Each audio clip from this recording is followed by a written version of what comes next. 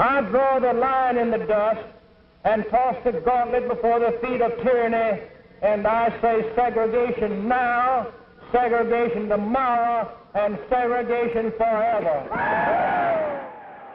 It was that belief that guided politicians in the 1960s into making many of the urban planning decisions that became a reality in the U.S. At the expense of their cities, planners segregated neighborhoods. Many developers created a plan that would create a lasting solution that can still be seen today.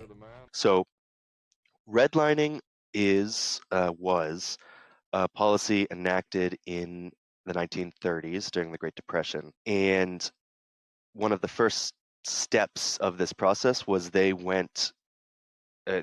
government created this agency called the Homeowners Loan Corporation, the HOLC.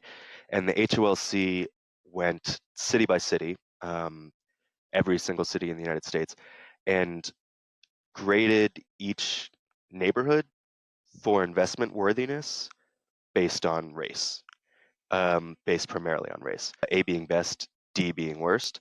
And basically in those D zones, the government would invest less in public services, things like sewer maintenance, firefighting.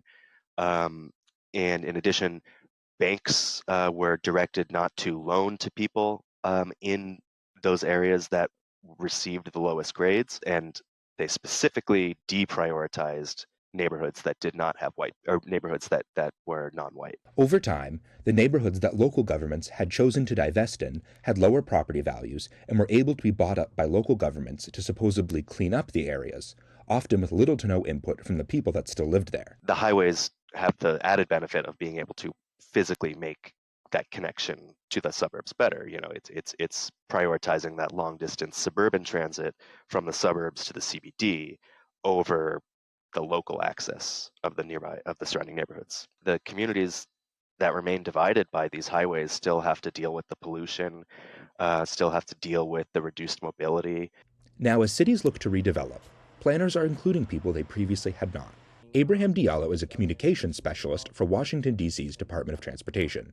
His passion for better planning came at a very young age. I am one of the very few Washingtonians, native Washington D.C. native, born and raised. Shortly during the housing crisis between 2005, 2008, my family actually relocated to right outside the city. And it was during that move that I noticed the significant impact of living in a very dense, kind of amenity-rich area versus to the one we moved. All those things kind of impacted the quality of life that my family and I had, especially for my parents who were immigrants to this country. And as a first-generation American, those services definitely sustained us.